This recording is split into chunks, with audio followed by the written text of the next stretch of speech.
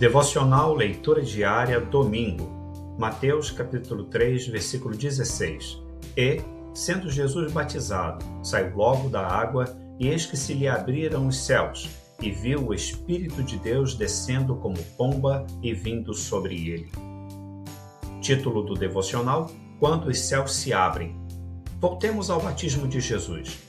Ele tem importância para o cristianismo não só porque nos mostra que devemos seguir o exemplo de Jesus, mas porque também nos mostra que a Trindade estava presente naquele local.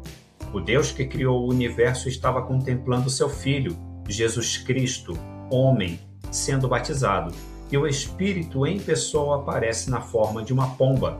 Como tais coisas aconteceram? Mateus nos conta que João, o Batista, aquele que havia sido enviado para preparar o caminho do Senhor, estava batizando pessoas. Ele era um profeta e uma figura que chamava a atenção, pois por mais de 4 séculos as pessoas não tinham ouvido Deus falando. A situação era tão diferente que vemos João batizando os judeus. Os judeus só batizavam os gentios que tinham se aproximado do judaísmo e desejavam manifestar a sua conversão. Então, chega Jesus para ser batizado também. João ainda tenta demovê-lo dessa ideia, mas o Filho de Deus diz que aquele ato era para cumprir toda a justiça. Então, o Batista batiza o Filho de Deus. Logo que Jesus saiu da água, os céus se abriram. Essa referência não deve se tratar de um relato de um dia nublado e que, do nada, as nuvens se dissiparam, trazendo de volta a luz do sol.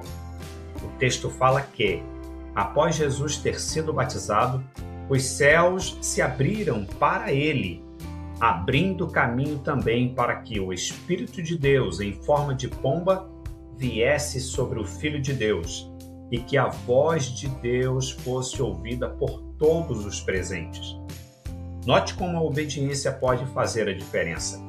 Jesus, no batismo, se identificou com os pecadores, mesmo sem ter pecado algum, e tal atitude foi chancelada pelo Pai e pelo Espírito. A Santa Trindade estava iniciando o ministério de Jesus. O que Deus havia falado pelo seu Espírito aos profetas estava se cumprindo. Ele zela pela sua palavra. Quando os céus se abrem, podemos contar com a presença do Espírito em nossa vida e ministério.